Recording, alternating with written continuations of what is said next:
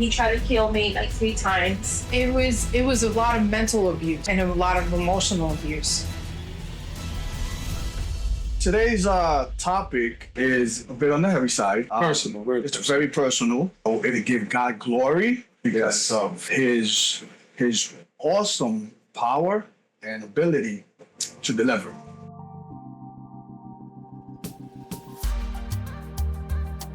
This is Angelo. This is Felix, and welcome back to On The Real. Today we have a very special guest, our very own sister Tammy, Hi. and my lovely wife, Very own. Maricela.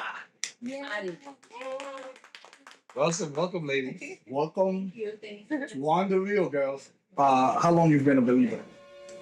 I became saved in 2006. Okay. Yeah.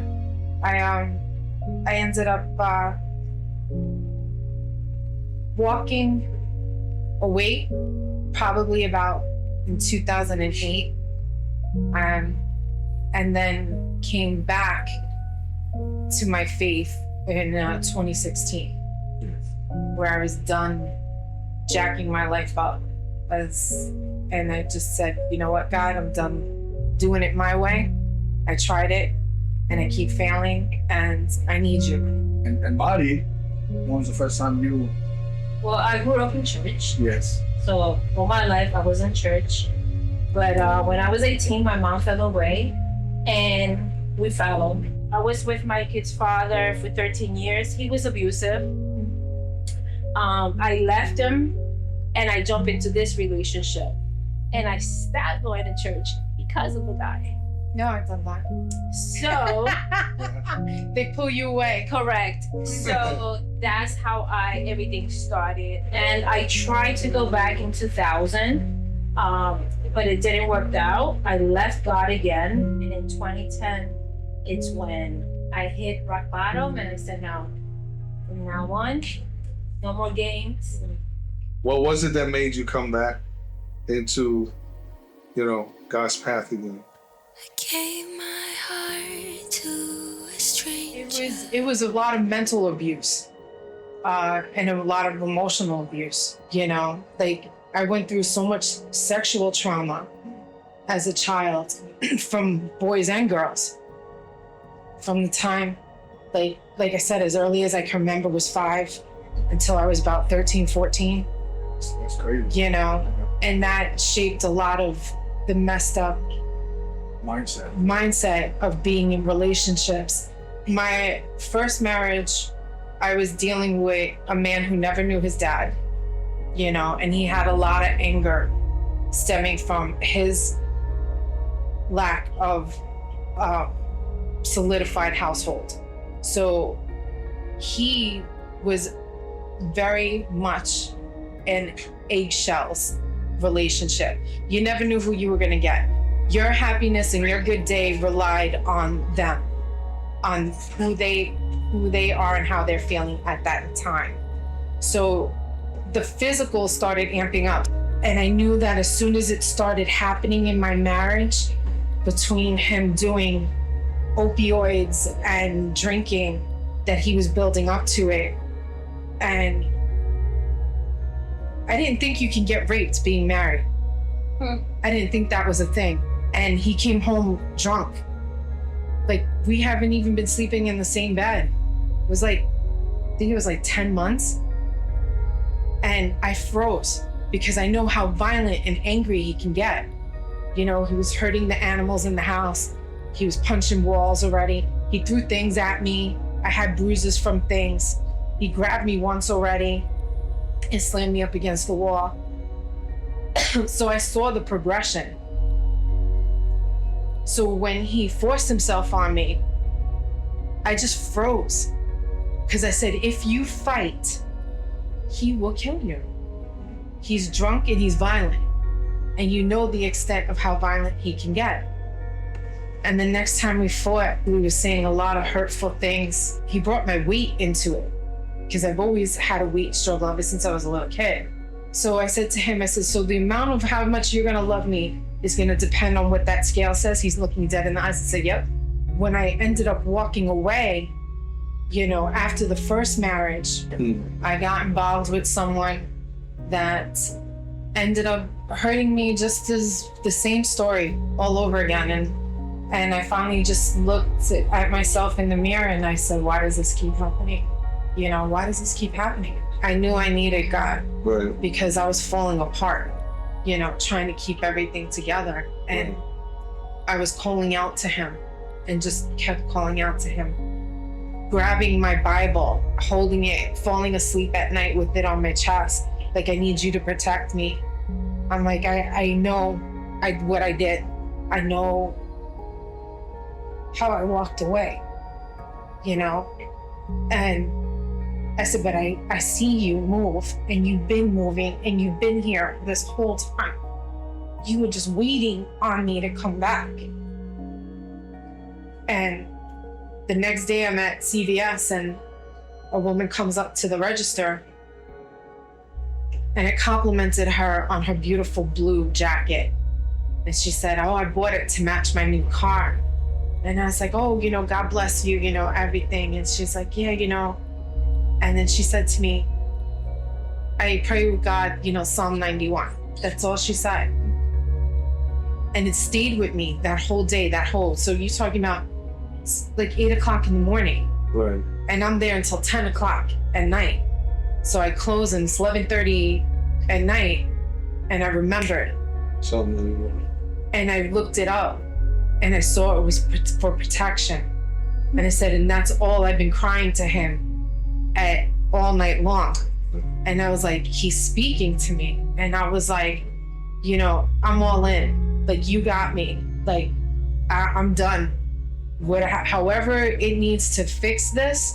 But it was a long journey. Like, I tried to commit suicide, you know, like, you know, it was a long journey in getting there, of getting to that end of yourself where you pick him up and the way he's moved. And I remember finding out, like, I just need like somewhere to go and to figure something out. It took several years before I found Faith Alive, and I only found it through my nephews that started attending the church, you know, and then finding out that it had a midweek service because my work shift was Sunday through Thursday. So I couldn't go to a church on a Sunday and it was hard. And so progressively I started coming, and then I started being consistent about 2021. I mean, that's, you know, that's something for me, it's new. And, you know, thank God I've never had a wife that experienced that, or even myself, but because I know there are also men that are also being abused as well as women, right? Yes. So what makes you stay? What makes you stay? Like, you said you were with him for 3 years, right? Yeah. How long? I was with him for 3 years. 3 years as well? Did you ever ask yourself, I mean, is this worth it? Is it worth, you know, me having this relationship or being in this relationship with this man? Is it like, you know, like the movies, like when you see these movies where the guy goes, oh, baby, give me another chance. I'll be good this time. It's just like that. It's just like that? Where like, I won't do it again. I promise. And then you say, okay, is it like that? It's totally like that. Wow. It's totally like that. That's kind of freaky, you know, because you see the guy and you know, like, there's something off. You know what I mean? There's something off with this guy. Won't see it. No. No. He will only act that way with you. Yeah. In the outside, everybody loves him. Wow. Does he know how to disguise himself? So yeah, in the movies you can see the real him because Correct. you know, They'll like, show you the backstage. they show the Exactly. right what happens in the closed doors, right? Yeah.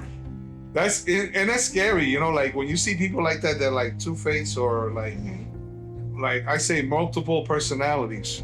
Yeah. Where they're like, you know, they're different outside with your family, and then they're different outside with your friends. But once they get inside, you know, like I said, closed doors, they're like, Dr. Jekyll and Mr. Hyde. that's what I was gonna say. It's Dr. Jekyll and Mr. Hyde. Yes. It doesn't start from the beginning. It doesn't start as controlling or You're just- love bombed. It's like That's exactly. That's It's- part it's of the manipulation. correct. Yeah. That's how they start. They start pulling you, where you totally forget about yourself. It's all about them. everything revolves around them. Their happiness Okay. is everything. And they Their train happiness you. is It's like everything. training. It's like a boot camp.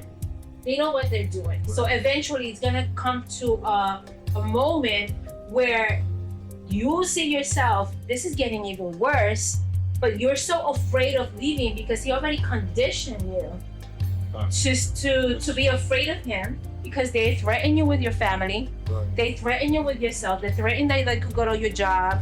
And you know, they threaten you in so many ways and you believe them because during that time, they show you what they're capable of.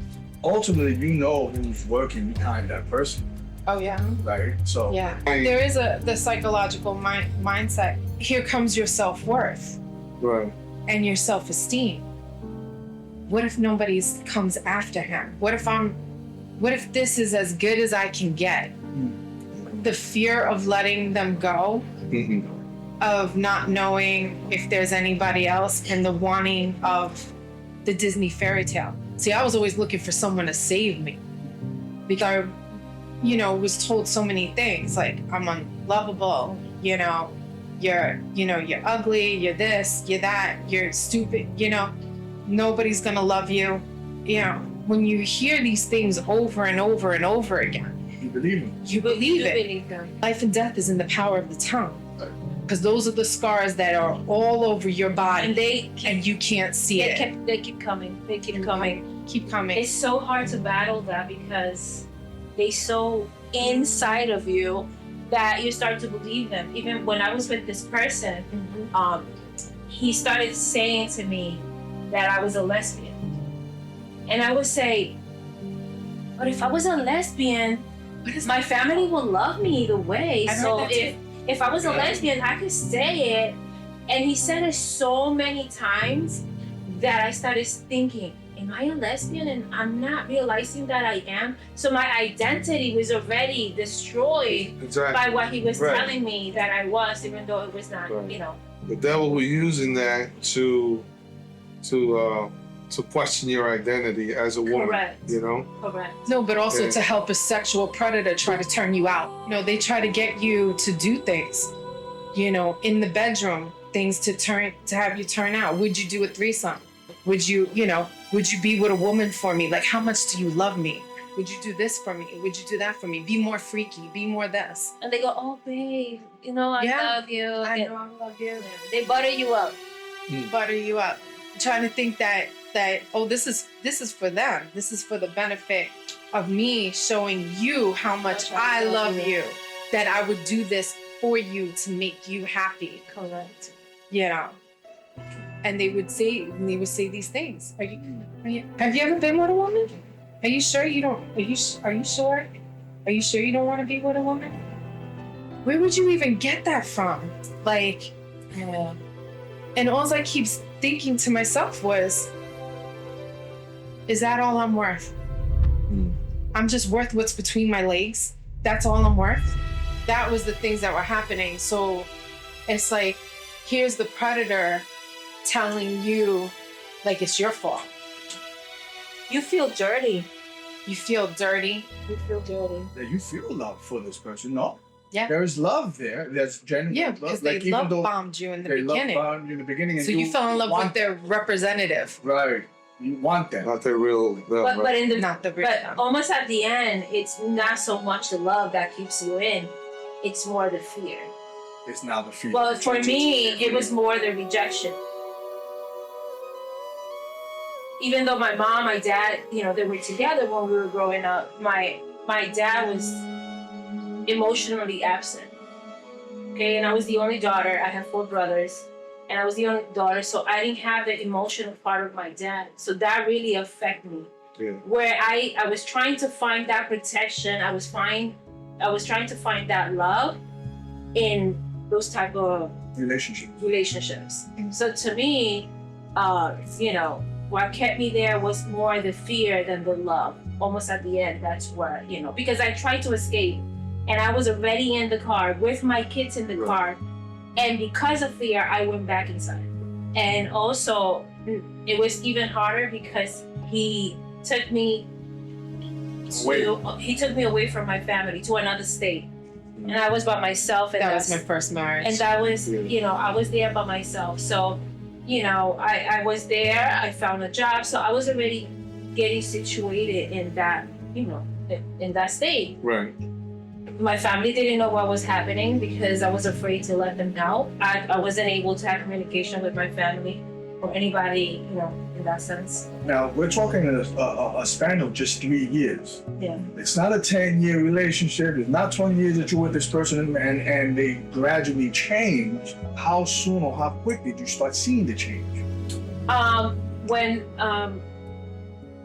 you mean the change of him being nice? From the nice lovey-lovey 6 months. to 6 months. It was just It took 6 months for him to take full control of my decisions. So it's a quick work. It's not something. No, because at the beginning it was so good. It was like, oh wow, this is too good to be true. So 6 months. It took 6 months for him to really take a hold of all my decisions. And I seen the progressiveness of the abuse in all aspects: physical, mental, emotional, financial. Based on what I went through with him was what really took a toll on me, in a sense of, okay, I need to go to God. Between me and my coworkers, we came up with a plan that if one day I would call and give a keyword, they knew to send the police. So at that moment, it was May of 2009. I had surgery because I had cancer in my thyroid. And that night, he was beating me up. He was beating me up so bad. The crazy thing is that how God worked this out, okay? Because while I was living in there, I was so depressed that every time I drove from my job to the house, I would be crying to God, screaming to God, wanting to kill myself, asking God to please help me because I didn't have the strength to get out of that relationship. I didn't have that strength. I had to cry out to God, even though I wasn't going to church, even though I left God. That's the only escape that I had at that moment. And I remember seeing a cliff and wanting just to throw myself in there, but also seeing that I had my kids, and also knowing, because I grew up in church, that if I do that, I'm taking my life. I wasn't going to heaven. Right? So a lot of felt that way, right? Correct. Yes. So I will cry to God, help me, help me, help me. That summer or that spring, my mom had taken my twins with her to New York. I only have my oldest son in there with me. So that night, he started beating me up so bad. So bad. My face he bit my face. He wanted to use a knife to open the scar that I had there. And in my mind, I was thinking, in the morning, he's gonna make me call and I'm gonna give that word. Like, He's gonna make you call what? Your job? My job to call out because he beat because me of up. your face. Because he beat me up. Yeah. And he beat me up in the middle, and then I lay down in the corner of a bed that night, and while I was just resting of the beating that he was giving me, I didn't know this. I knew this after the fact. He went into my son's room and he was threatening my son with a knife, saying, "Tell me who your mom is seeing," even though it was a lie. And my son was like, "My mom is not seeing nobody." Was like, "Tell me because I'm gonna stab you right now." And so my son had to lie and give a name. He was coming back to my room to then started hitting me again. So I took the hit. I had to take the hit some way, somehow. He choked me. He tried to kill me like 3 times. There was so many things that he did to me, but I guess he got tired throughout the night and he laid down on the other side of the bed. And while he was sleeping, this thought came into my mind: grab the knife and stab him. That's what was in my mind. Grab the knife and stab him. But again, it was a fight because I knew that if I do that, first of all, I will be sinning even worse because I'm killing this guy. Second of all, I will lose my children and my freedom. So my hope was the morning time. So that morning time it came, he said, "Here, call your job and tell them that you're not going to work. And put it on speakerphone." So when I called and I spoke to my boss and I said, hey, I'm explaining to her that I'm not able to go. And she asked me, are you okay? And I'm like, yeah, I'm okay. And that's when I was able to create a sentence to add that keyword in there. And when I did, she catched it right away. And she was like, oh, okay, Mary. So she was about to say, so I'm ready to call the police. And I thankfully, he didn't hear what, he wasn't able to hear what she said. Maybe 30 minutes, maybe 40 minutes. I don't even know how long it took. I go to the dining room. The police is standing in front of us. My abuser, it's next to me. And what am I supposed to say? I'm so afraid to talk. Wow. He has me like this. And he says to the police, oh yeah, she's sick because you don't see, she just had surgery because she had cancer. So he wanted to excuse whatever was going on in my face and blame it on the surgery that I had with the cancer. And I didn't know what to say. I couldn't open my mouth. So I started looking at this policeman eye to eye and trying to speak to him with my eyes. And thank God that he caught it and asked him, wait for me outside. So instead of going outside, he went to the kitchen. I still couldn't talk, but with my hands, I said, ask him to get out. And that's what the police did. He said, no, I asked you to wait for me outside. So when he left, I said to him, please, just get me out of here. Me and my son, this is what he did to me. Get me out of here, please, get me out of here. And he said, all right, pick up your stuff. I said, yeah, but I don't know what's my purse. He had hidden everything from me. And I said to the police, he hid it somewhere. So he went outside, asked him, where's her stuff? Behind the stove. He put my purse behind the stove. I had a pajama. I didn't have no time to pick up anything. I left everything behind. And on top of that, I left him, but I didn't press charges on him. Wow. Because I was fighting between fear, love, and what was right to do. Not just for me, because at that point, it wasn't about me. It was more about my kids. So my coworkers picked me up at the police station. They took me in. They collected money for me to be able to leave. My babysitter, which she was an angel sent from heaven, her and her family, they took me to the train station to take the train with my son. And I was beat up, in pajamas, and left everything behind for me and my kids. No clothes, no car, no money, no documents, nothing at all. So when I'm in the train, a lot of things happen that I almost go back. But thank God and my mom screaming, I was able to just not return myself to him. But I remember being. Oh, you was on the phone with your mother telling her that she was gonna. Yes, return. because while I was in the train, I told him. Because at that moment, I also feel bad for him. Wow. See, I'm feeling bad for him because there you go, you're leaving him behind with everything and whatever, the bills and everything. And I felt bad for him at that moment. So I told him. He convinced me to return myself. So I said, okay, I'm gonna return myself. I wasn't even thinking about my son because at that moment when my son, my oldest son, hears that, he started feeling so nervous that he was gonna throw up. And so I called my mom and I said, hey mom, I'm just gonna pick up my kids in another time, the twins. I'm gonna return. I didn't say that. She screamed that she was gonna take my kids away from me. And that right there, I just like, no. So I asked my brother, I said, can you call this man and tell him that I'm not returning? Because if I call, he's gonna convince me to return, right? And I was mad at the same time because I loved him so much, right? I gave myself, the way that you have to give yourself to God, surrender to God. I surrendered myself to this man. There was no more Mari. I didn't exist. It didn't matter how I feel, what I wanted. It was all about him. So when I was in the train and I was, leaning my head on the glass of the train, and I was crying because I was like, I want to go back. And just thinking, you're going to nothing. You have nothing. I looked up and I said, Going back home with my mom and my other kids. I looked at the sky and I said to God, I don't want to go back to New York. I want to stay with him. I said, I'm doing this for my kids. I said, but you better take care of me and my kids because I'm going empty-handed, completely empty-handed towards that.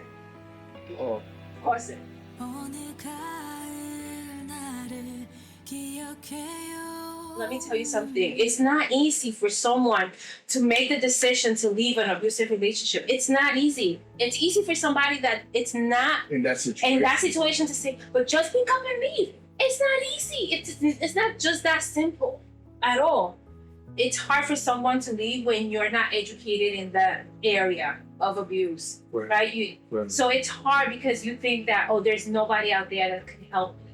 So I remember a few weeks go by, and my mom had a neighbor. He was very elderly, and he was a grumpy guy, you know, but he really got along with my family. And one day he goes to my mom and stepdad and said, I need you to give me the permission to take Mary for a shopping spree. He did. He took me, I remember it was a couple of Sundays. He took me to Smith Haven Mall, me and my daughter. And he said, I want you to pick up clothes for you, for your kids, and for when you will go to work.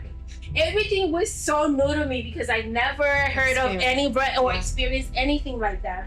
And I remember every time we go shopping, then he takes me to eat.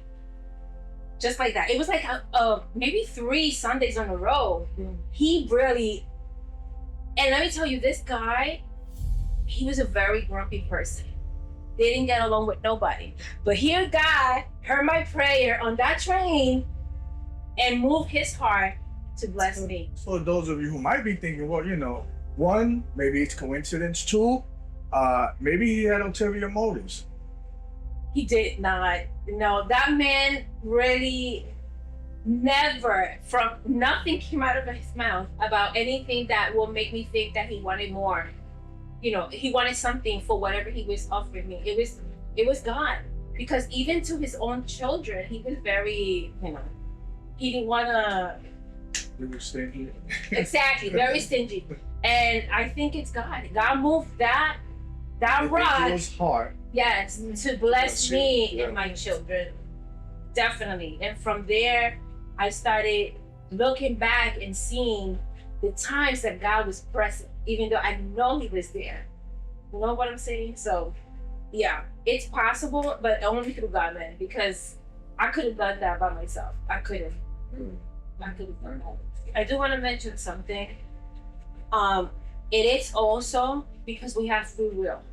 So Yes, it's decisions that's correct. that we have made, because I made a decision to be with a person, and every decision that we make in this life has consequences. Yes, And depending on that choice, that's the consequences that you're gonna receive, yes, ma'am. you know? But again, God Blessing turned or it curse. correct. Yeah. God turned that around because the love that he has for us, right? He turns it around for the good. So out of something really, really bad, God created what I am today. Right. Of Amen. what she is today. And what we can bring to others to Yes. know that they're not alone, that only through Christ you can have a victorious life after that. Yes. Absolutely. I That is like awesome. that you said that, because I was gonna say she took the words right out of my mouth. You know, he says that I like to talk a lot, and I talk more than a what? Than a parrot? Than a parrot? But she took the words right out of my mouth. Yeah. It is true. A lot of the things that we deal with in life are because of our choices. Not everything, because there's also because we all have free will, we also deal with we become, you know, collateral damage Yes. from somebody else's This trauma. wrong That's decision. good. Correct. Yes, sir. You know, unfortunately, we live in a fallen world with a bunch of people in fallen nature, and if you don't know Christ, then you know you're susceptible to the enemy's devices, especially if you don't know what That's his correct. tricks are. Yes, sir. Especially if you don't know what the word says about certain situations, especially as when you guys are saying that once your mind has been manipulated and eaten up, pretty much Conditioned. consumed and conditioned, Yeah. you don't know the truth, and the truth is what sets you free. And so since you don't know the truth, if you're not in your word and you're not learning what God says on certain situations, on certain things, where now you take that and you recondition, like the word says, renewing your mind by the washing of the word. So that renews your mind, that reconditions all of the lies that have been told to you, all the lies that you believed. And who is the one lying to you? It may be using a cursing, but the one lying is the enemy of God. Yeah. That's the one who's lying to you. The devil is that's his way of what's that word? Chaining people up, Right. bringing them Bound. bounding people. It's through the mind, because that's where the battle is. Yeah. Just want to say thank you, these two ladies, for sharing your hearts. That was deep. Can I be honest? That was very deep. And it's something that I know is not just you two, but there's a world out there with women who are suffering in violence, verbal abuse and physical abuse as well. And this is why we created this. This is why we do what we do, to not only give you guys a part of this testimony for the world can hear, and so that the world can see that God can heal you spiritually as well as physically. And I know that you went for counseling, and I'm sure you probably did as well. I don't know, Yeah. but that's also important, Very important. because I think that sometimes people think because you accept Christ that it's not it's that's it. But I think that you also can get professional counseling where you can release all that and be able to be free from that And get educated. and get educated in regards to this type of violence. But I thank God, because the Bible says that whom the Son sets free It's free. is free indeed. And So- whatever the enemy Meant for meant for evil. harm, he turns it around. Especially for sons and daughters of God like you, that He called you out of darkness and into His marvelous light. And I know there's a lot of things that we cannot explain. There's a lot of things that happen to people that we cannot explain as far as sin is concerned. But only God knows. Why do we go through what we go through? I don't know. The Bible doesn't say everything, you know what I mean? I can't tell you why, That's why a lot of people, they always question why. And God sometimes don't answer the whys. That's why when Jesus was on the cross, He said, my God, why hast thou forsaken me? And there was silence. Because for the first time, Christ was on the cross representing you and I, for all the suffering, with all the sin, with all the hate, with all the abuse. He was in your place. He was in my place. And then at that moment, at that very moment, He felt your sin. He felt your brokenness. He felt your abuse, as well as yours, as well as mine. If there's anybody out there, male or female, mostly females, that are going through physical abuse, mental abuse, please dial that number that's going to be on the screen. It is very vital that you call, because there is help. You are not alone. Trust me, you are not alone. There's help for you. And it's never too late. I know sometimes you may think that it's too late, that you never get out of this relationship. I'm sure these two young ladies felt the same way. But where there's a way, where there's a will, there's a way. And God is the way.